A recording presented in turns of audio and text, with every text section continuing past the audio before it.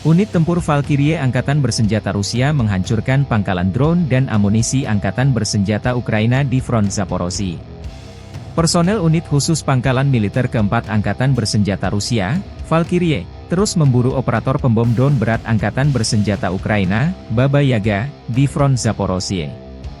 Dalam rekaman video yang dibagikan di Telegram, para personel Valkyrie memantau penerbangan drone dan segera menemukan pangkalan operator WAFE, gudang dengan drone dan amunisi, yang mereka hancurkan.